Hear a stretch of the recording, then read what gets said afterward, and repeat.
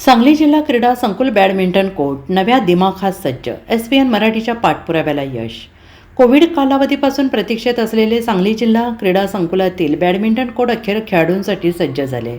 पालकमंत्री चंद्रकांत पाटील यांच्या हस्ते या अद्ययावत कोर्टचे लवकरच उद्घाटन होणार असून यामुळे सांगलीतील खेळाडूंमध्ये आनंदाचं वातावरण आहे. कोविड काळात या बॅडमिंटन कोर्टमध्ये शासकीय कोविड सेंटर सुरू करण्यात आले होते. मात्र महामारीनंतर या ठिकाणी कोविड सेंटरचे साहित्य तसेच पडून राहिल्याने खेळाडूंची मोठी गैरसोय होत होती आणि याचबरोबर जिल्हा क्रीडा संकुलातील जलतरण तलावाची दुरावस्था झाली होती. या गंभीर प्रश्नावर एसपीएन मराठीने सातत्यानं बातम्या प्रसिद्ध करून प्रशासनाचे लक्ष वेधले.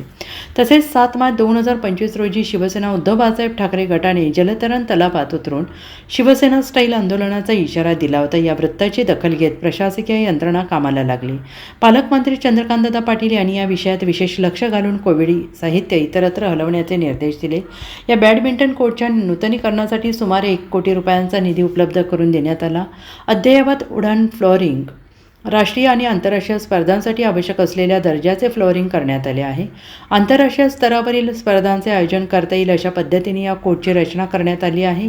गेल्या अनेक महिन्यांपासून सरावाविना बसलेल्या बॅडमिंटन खेळाडूंना आता हक्काचे मैदान उपलब्ध झाले आहे. प्रशासनाच्या या निर्णयामुळे आणि एसपीएन मराठीच्या यशस्वी पाठपुराव्यामुळे सांगलीच्या क्रीडा क्षेत्रात एक नवा उत्साह पाहायला मिळतो आहे.